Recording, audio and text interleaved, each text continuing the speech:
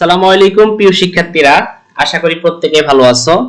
অনেকে আমাকে প্রশ্ন করেছেন যে স্যার ঢাকা ইউনিভার্সিটির অনুষ্ঠিত এই ইউনিটের প্রশ্নটা যদি একটু সলভ করে দেন ব্যাখ্যা সহকারে, তাহলে আমরা অধিক বেশি উপকৃত হব।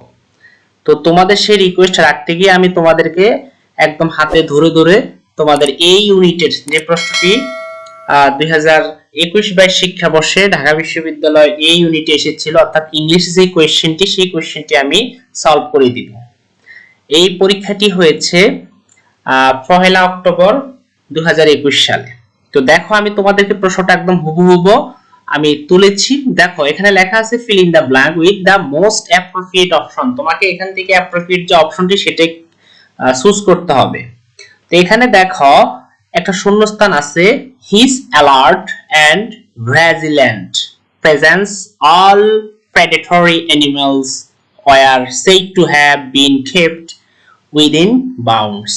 তো এটার অর্থ যদি আমি বলি, হিজ অ্যালার্ট তার যে সরব and vigilant present, অর্থাৎ তার যে সরব উপস্থিতি, all predatory animals were said to have been kept within bounds।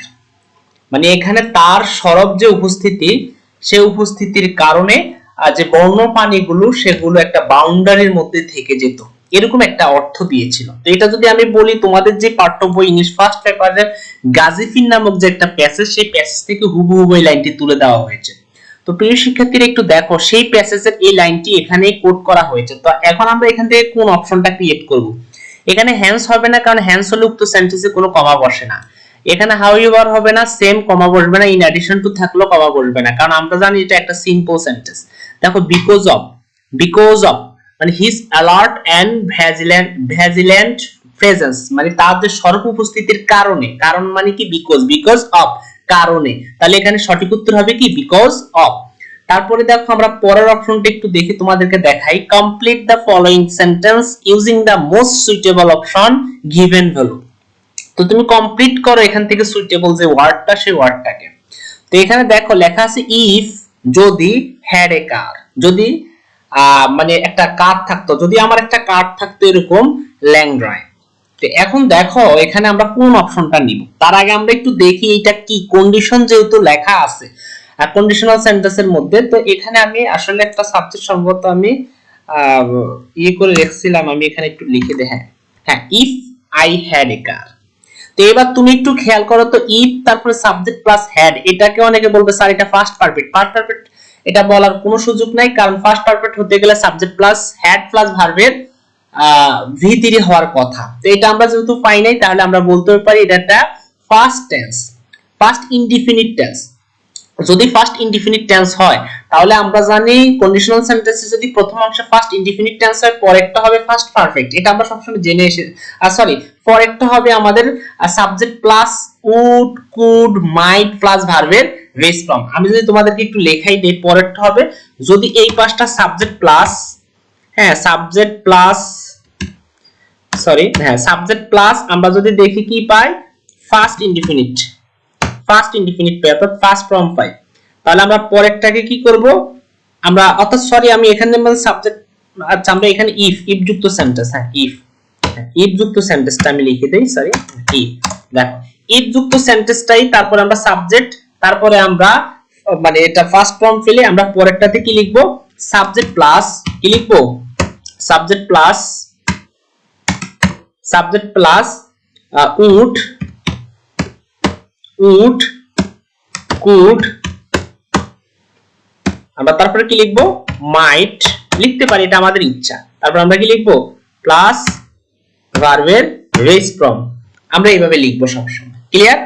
তাহলে এটা আমি একটা নোট তোমাদেরকে দিয়ে দিলাম। তারপর এখন দেখো এখানে আমরা কি পাবো, সাবজেক্ট প্লাস উড, কুড, মাইট, এই তিনটা থেকে আমরা যেকোনো একটা নিতে পারবো, ঠিক আছে? তাহলে এখান থেকে তিনটা থেকে একটা কোন জায়গায় আছে, এই যে দেখো সাবজেক্ট আছে, এই তো সাবজেক্ট যেটা চেয়েছি, উড বা কুড বা মাইট, যেকোনো একটা, এরপরে ভার্বের বেস ফর্ম কি আছে, টেক। তাহলে আমাদের সঠিক উত্তর হচ্ছে এইটা, ক্লিয়ার? তাহলে এরপরে আমি তোমাদেরকে পরে যেটা দেখাচ্ছি সেটা একটু মনোযোগ সহকারে তোমরা দেখো, দেখলে আশা করি বুঝতে পারবে প্রিয় শিক্ষার্থী।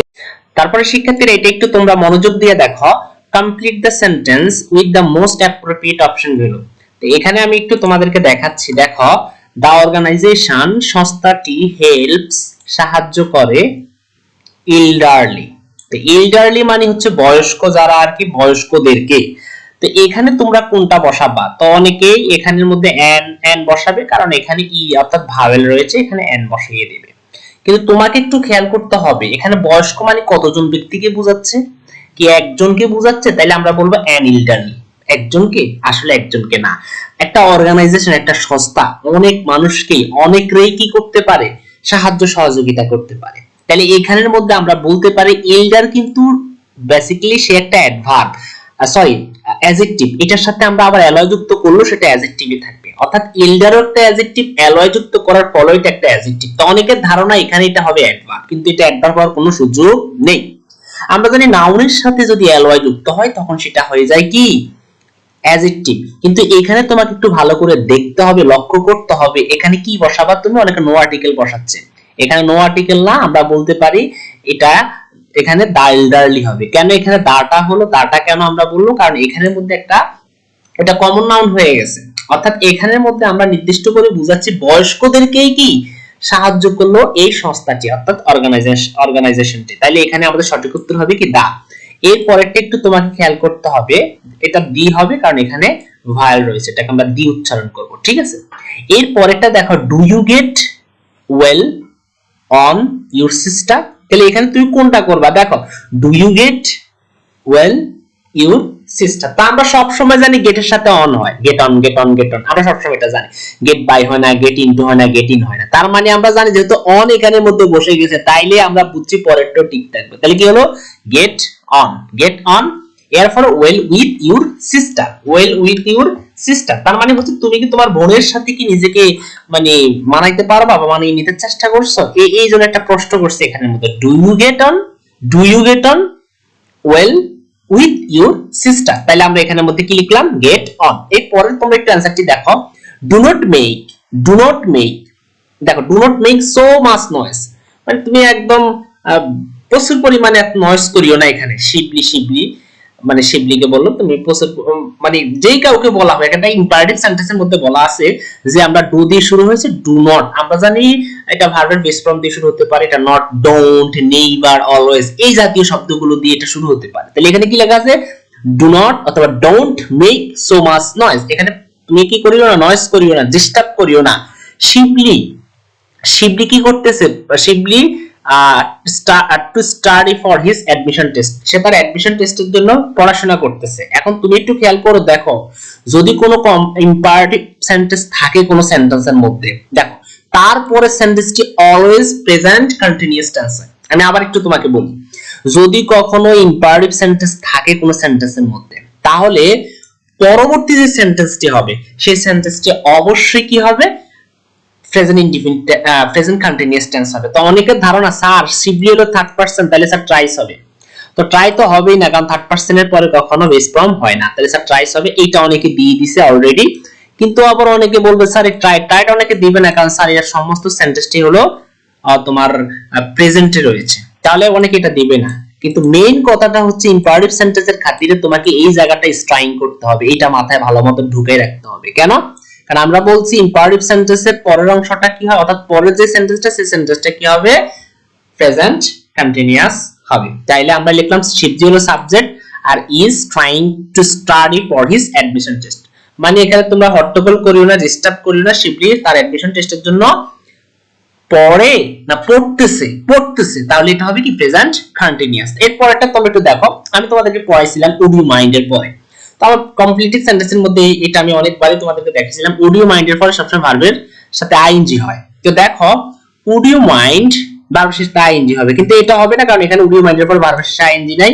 এটা হবে না কারণ উড ইউ মাইন্ড এর পর ভার্বের শেষে আইএনজি নেই। তাহলে দেখো এখানে হ্যাভিং স্যার আইএনজি আছে, কিন্তু তোমাকে খেয়াল করতে হবে আইএনজি থাকার পরে হ্যাভিং এর পরে যদি আবার এটা অনেকে বলবে যে স্যার হ্যাভিং টু ড্রিঙ্ক, যেহেতু স্যার এখানে লেখা আছে would you mind a cup of coffee with me, মানে তুমি কিছু মনে না করলে আমার সাথে এক কাপ কফি খেতে পারো, এরকম সেন্স এটা বলা আছে। কিন্তু তুমি একটু খেয়াল করে দেখো এখানে হ্যাভিং কথাটা আছে, কিন্তু হ্যাভিং এর পরে টু ড্রিঙ্ক, কিন্তু হ্যাভিং টু কখনো হয় না। এই মাথাটা একটু তোমাদের হ্যাভ টু হয়, হ্যাভিং টু হয় না, এটা কিন্তু আবার তোমাদেরকে বুঝতে হবে বিষয়টা। হ্যাঁ, হ্যাভিং টু কখনো হয় না, হ্যাভ টু হয়, have to, has to, had to, এগুলো তোমাদেরকে আমি পড়াইছিলাম। কিন্তু খেয়াল করে দেখো এখানে হ্যাভিং টু আছে, তার মানে হ্যাভিং এর সাথে টু বসে না, তাহলে এটাও হলো না। এই এখানে শুধু হ্যাভিং আছে, অর্থাৎ আমরা শুধু ভার্বের শেষে কি আইএনজিটাই নিব। অনেকে বলবে স্যার ড্রিঙ্ক তো কথাটা আছে, আর ড্রিঙ্ক কথা থাকলো তোমাকে এই আমরা জানি আবার টু এই হ্যাভিং এর সাথে বসে না, তাহলে আর এটা কি হবে, শুধু হ্যাভিং হবে। তো হ্যাভিং অর্থ খাওয়া, অনেক কিছু হ্যাভিং, খাওয়া না অনেক কিছু হয়। তাহলে আমরা লিখতে পারি would you mind having a cup of coffee with me, তুমি কি কিছু মনে না করলে আমার সাথে এক কাপ কফি খেতে পারো। তাহলে এই আশা করি এটা একটা ধারণা তোমরা পেয়েছো, এটা অনেক ক্ষেত্রে অনেক কনফিউজিং হয়ে যায়।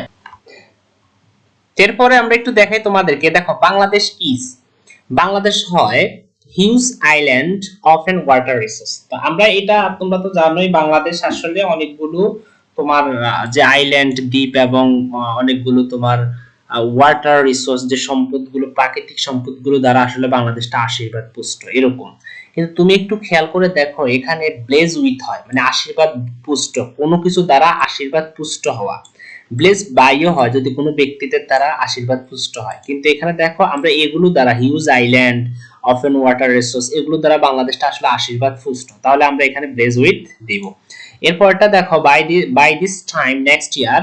তো এখানে আসলে দেখো বাই এর পরে দেখো একটা সময় উল্লেখ আছে, দেখো next year, next month, next week এরকম যদি সময় উল্লেখ থাকে তাহলে পরের যে ক্লজটি সেই পরের ক্লজটি অলওয়েজ তোমার কি হবে, তোমার ফিউচার পারফেক্ট টেন্স হবে।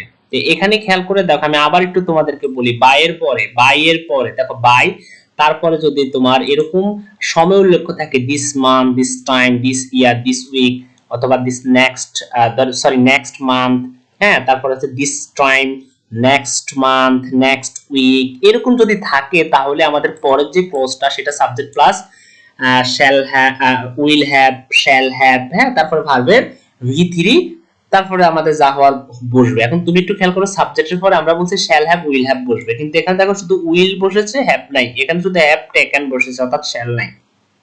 তাহলে এখান থেকে এই যে উইল হ্যাভ টেকেন, তার মানে এখানে কথাটা আছে, তাহলে আমাদের এটাই হবে সঠিক आंसर। এর পরটা দেখো দা সিনোনিম অফ দা ইনকম্পিটেবল। আচ্ছা ইনকম্পিটেবল অর্থ কি, আর এখানে দেখো কম্পিটেন্ট। তো এখানে অনেকে আবার এটার সাথে এটাকে অ্যাডজাস্ট করে ফেলবে, অ্যাডজাস্ট করার আসলে কিছুই নাই, এটা তোমাদেরকে একদম ভালো করে বুঝতে হবে। তো আমি যদি এটার সিনোনিমটা তোমাকে বাংলা অর্থ বলতে ইনকম্পিটেবল মানে হচ্ছে ইনকম্পিটেবল শব্দের কিন্তু অর্থ হচ্ছে তুমি যদি একটু বলো সেটা হচ্ছে বেমানান, হ্যাঁ মানে মানানসই নয়, বেমানান। আর এইটার সাথে আমরা আরেকটা সিমিলার ওয়ার্ড পাই আনসুইটেবল, এটার অর্থ কিন্তু বেমানান। আর যদি তুমি বলো স্যার ইনকম্পিটেন্ট অর্থ কি, ইনকম্পিটেন্ট অর্থ আমি বলবো অদক্ষ, তাহলে এটা বেমানান এটা অদক্ষ, মিললো না। হ্যাঁ বলছে এটা সিনোনিম প্রতিশব্দ কিন্তু। এরপরে হচ্ছে ইনকমপ্রেহেনসিবল, ইনকমপ্রেহেনসিবল। তো এইটার অর্থটা কি, এটার অর্থ যদি আমি বলি ধারণাতীত, মানে অতীতকালের কোনো ধারণা নিয়ে আমরা আলোচনা করলে এটা বসে, কিন্তু এটা কোথায় এটা আর কোথায় বেমানান, কোথায় এটা, এটা হলো না। আর এটা ডিসকোয়ালিফাইড, এটা অযোগ্য, এটা তোমরা জানো। অথবা অযোগ্য যদি কোনো কিছু বলে তাহলে সেটা হলো ডিসকোয়ালিফাইড, তাহলে আমাদের সঠিক উত্তর হবে আনসুইটেবল। ক্লিয়ার? আশা করি এটা কনসেপ্ট পেয়েছো। এরপরে দেখো ইফ ইউ আর স্কিপটিক্যাল, দেখো স্কেপটিক্যাল শব্দের অর্থ জানতে হবে তোমাকে। স্কেপটিক্যাল অর্থ যদি আমি তোমাদেরকে একটু বলে দেই, সেটার অর্থ হচ্ছে তোমার সন্দেহপ্রবণ, কোনো সন্দেহ করা। এখন তুমি একটু খেয়াল করে দেখো যদি তুমি সন্দেহপ্রবণ হও তাহলে কি ডাউটফুল, সেটা হবে সন্দেহ। যদি কেউ সন্দেহপ্রবণ হয় আসলে সেটা সন্দেহই হয়। তো এখানে বলছে দেখো এটার কিন্তু একটা একটা সিনোনিমই আসছে, হ্যাঁ স্কেপটিক্যাল মানে হচ্ছে ডাউটফুল, তাহলে এটা একটা মানে কি সিমিলার ওয়ার্ড। এখন স্যার ফিলোসফিক্যাল মানে হচ্ছে দার্শনিক, যদি তুমি তোমার কি হও সন্দেহপ্রবণ হও তাহলে দার্শনিক, মিললো না। যদি তুমি স্কেপটিক্যাল মানে হচ্ছে একটু আগে বললাম তোমাদেরকে সন্দেহপ্রবণ, কিন্তু এখানে বলছে ভেলেনিয়াস। তো ভেলেনিয়াস শব্দের অর্থ যদি আমি তোমাদেরকে বলি যে দুর্বৃত্ত, মানে বলে না দুর্বৃত্তরা এটা করছে, দুর্বৃত্তরা ওইটা করছে, এই জাতীয় যে শব্দগুলো, তাহলে এটা তো আর হলো না। এরপরটা হলো ক্রেডুলাস। ক্রেডুলাস শব্দের অর্থ হচ্ছে বিশ্বাস প্রবণ, একটু আগে দেখলাম সন্দেহ প্রবণ, আবার এখানে আসলো বিশ্বাস প্রবণ, তাহলে যদি বলতো এটার অ্যান্টোনিমটা তাহলে আমরা এখানে ক্রেডুলাসটা বসাতে পারতাম। তাহলে আশা করি তুমি একটা কনসেপ্ট হিসেবে এটা পেয়েছো। প্রিয় শিক্ষার্থী এরপরে আমি তোমাদেরকে একটু দেখাচ্ছি, একটু কষ্ট করে তোমরা দেখো পরের অংশটা বুঝো। এরপরে তোমরা একটু দেখো, change the voice of this sentence. এই সেন্টেন্সের একটা ভয়েস চেঞ্জ করো। তো হি ডাজ নট লাইক, সে পছন্দ করে না পিপল, লোকদেরকে, লাফিং এট হিম, যারা তাকে নিয়ে হাস্যরসাত্মক করে অথবা উপহাস করে, সেরকম লোকদেরকে পছন্দ করে না। তো এখানের মধ্যে তুমি একটু দেখো কোনটা সঠিক হবে। তো এটা একটু ব্যতিক্রম বলতেই পারি আমরা, কারণ আমরা জানি তো সবসময় অবজেক্টটা সাবজেক্ট হয়, তারপরে ভার্ব অনুযায়ী অক্সিলারি ভার্ব বসে, তারপরে ভার্বের ভিতরি বসে, তারপরে বাই দ্বারা সাবজেক্টটাকে অবজেক্ট করে ফেলি। এটাই তো আমরা সবসময় করতাম, কিন্তু এখানে একটু ব্যতিক্রম। দেখো, পিপল লাফিং at him, যদি আমরা এইটাকে সাবজেক্ট হিসেবে দেই একেবারে, তাহলে কিন্তু এখানে ইজ না হয়ে আর না হয়ে ইজ হওয়ার কথা, কারণ এটা একটা ক্লজ, ক্লজের সরি এটা একটা ফ্রেজ, আর ফ্রেজের পরে সব সময় আমাদের কি বসে, ভার্বটা সিঙ্গুলার হয়, কিন্তু এখানে আর হয়েছে, এইজন্য আমাদের প্রথমটা হলো না। দ্বিতীয়টা আমরা দেখি, এটা কেন হলো না, টু বি লাভড, কারণ to be loved at by people আর নট লাইক বাই হিম, এটা মিললো না, এটাও হলো না। He does not like him, দেখো এখানে আবার হি, আবার দেখো সে তাকে পছন্দ করে না, তাকে মানে কি, আমরা তো এখানে বলছি পিপল অনেকজনকে, কিন্তু দেখো এটা আর এখানে হিম, তাহলে এটাও হলো না। কিন্তু এটা কেন হলো, he doesn't like being loved at, এখানে আমরা কেন বিং নিলাম, খেয়াল করে দেখো এখানে আসে কি আছে, লাফিং আছে, এটার জন্য আমরা এখানে কি নিলাম, being loved at. He doesn't like being loved at, যাদের দ্বারা সে হাস্যরসাত্মক হয় সে তাদেরকে পছন্দ করে না, মানে যাদের দ্বারা সে উপহাসিত হয় সে তাদেরকে পছন্দ করে না। তাহলে এটা একটু ব্যতিক্রম হলো, তোমাকে একটু অতিক্রম করে নিতে হবে। এরপরটা দেখো, দা নাউন অফ বোর। আচ্ছা, বোরের নাউনটা কি? বোরের নাউনটা হচ্ছে, দেখো আমরা জানি বোরডম, কিংডম, আমরা ডোম দিয়ে নাউন পড়াইছিলাম কিন্তু তোমাদেরকে। তো দেখো, the noun form of bore, এই বোর এটা একটা ভার্ব, এটা নাউন ফর্ম হচ্ছে বোরডম, তাহলে ডোম থাকলে এটা হচ্ছে বোরডম, এটা বোর্ড, এটা ভার্ব, এটা হচ্ছে বোর্ডস, এটা হচ্ছে বোরিং আর এইমটার। এরপর দেখো এটা হচ্ছে কি, নাউন। এরপর দেখো, হুজ বুক ইজ দ্যাট, মানে হুজ কার বুক ইজ দ্যাট, এই বইটা, ওই বইটা কার, হ্যাঁ। তারপর যদি বলি ইটস অফ মিটার্স, দেখো এখানে আবার মিটার্স, আবার এখানে মিটার, আবার এখানে অফ অর্থাৎ এর, তাহলে দেখো এখানে এর মিটার্স, এর হলো না এটা। এরপর দেখো ইটস মিটার্স, এটাও এখানে হলো না, কেন হলো না, দেখো ইটস এখানে অ্যাপোস্ট্রোফ দিয়ে এটা বোঝাচ্ছে ইট ইজ মিটাস, দেখো এখানে মিটাসকে প্লুরাল করা হচ্ছে, এটা হলো না। এইটা দেখো ইট ইজ, এটা আসলে কি ইজ, তাহলে ইট ইজ মিটার্স, এটা হচ্ছে মিটার। তাহলে দেখো মিটার এখানে কি আছে, অ্যাপোস্ট্রোফ দিয়ে এস থাকা মানে হচ্ছে অফ, অর্থাৎ অফ এর কাজ করছে এর। মিটার ইটস, এটা মিটার, তাহলে এটাই হলো সঠিক উত্তর। এরপরেরটা তোমাদেরকে যদি আমি দেখাচ্ছি, দেখো মনোযোগ সহকারে দেখো। তো এটা দেখো, এর পরেরটা, দ্য অ্যান্টোনিম অফ মেলাইন। আচ্ছা, মেলাইন শব্দের অর্থ কি তোমরা এটা কি জানো? মেলাইন মানে হচ্ছে মারাত্মক, মানে একদম ক্ষতিকরের মধ্যে মারাত্মক ক্ষতিকর, মানে মেলাইন করা, মেলাইন। কিন্তু বলছে এটার অ্যান্টোনিম কি, মানে বিপরীতার্থক শব্দ কি, দেখো হস্টাইল অর্থ প্রতিকূলতা, তো মেলাইন মানে হচ্ছে আসলে আমার অনুকূলে নেই, প্রতিকূলে, তার মানে এখানে একটা শত্রুতা ভাব আসে, অর্থাৎ এখানে কি এটা মারাত্মক ভাবে একটা শত্রুতা ভাব আসে, তাহলে এটা হলো না প্রতিশব্দ। ব্যাড অর্থ খারাপ, মানে মারাত্মক যেটা এটাই খারাপ, মানে মারাত্মক খারাপ, তাহলে এটার সাথে এটা মিলে গেছে। হার্মফুল শ্যাড, আর হার্মফুল মানে তো ক্ষতিকর, তার মানে এর সাথে এটা মিলছে। কিন্তু বেনাইন শব্দের অর্থ হচ্ছে কিফা, মানে কিফাময় আর কি, মানে করুণা আর কি, এরকম অর্থ দেয়। এর মানে হচ্ছে এখানে তোমার একটু কি নরম হয়ে গেছে, সদাশয়, কারোর প্রতি সদাশয় হওয়া, কিফাময়, হ্যাঁ, এরকম অর্থ দেয়। তাহলে এটার বিপরীত শব্দ হচ্ছে বেনাইন। এর পরেরটা আমি তোমাদেরকে দেখাই, সোজ দা কারেক্টলি স্পেলড ওয়ার্ড, এখানে কোনটা কারেক্ট?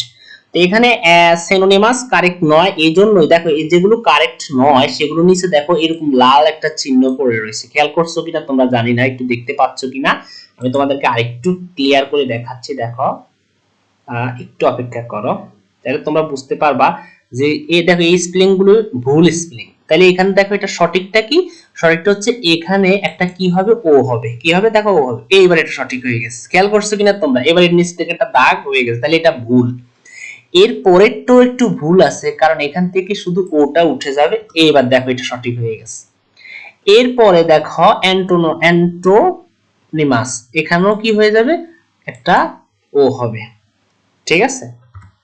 দেখো তাহলে এবার সঠিক হয়ে গেছে শিক্ষার্থীরা। এরপরে দেখো, এটা হিপোক্রেসি মানে হচ্ছে তোমার কপটতা, এটা তো সঠিকই আছে। এরপরে তোমার এগুলো ভুল ছিল, এগুলো সঠিক করে দিলাম। তাহলে আমাদের যদি ভালো লাগে চ্যানেলটি অবশ্যই সাবস্ক্রাইব করবে, আমাদের এফএস ইংলিশ লার্নিং হোম চ্যানেলটি, এবং আমাদের ফেসবুক পেজ ফারুক হোসেন অভি, এর সাথে অবশ্যই যুক্ত থাকবা। ইনশাআল্লাহ আমরা পরবর্তীতে বাকি যেইগুলো রয়েছে সেগুলোকে আমরা পরীক্ষা হলে সেগুলো প্রশ্ন সলভ করে দিব। সবাই ভালো থাকবা, সুস্থ থাকবা এবং নিজেদের প্রতি অবশ্যই খেয়াল রাখবা। আসসালামু আলাইকুম, আল্লাহ হাফেজ।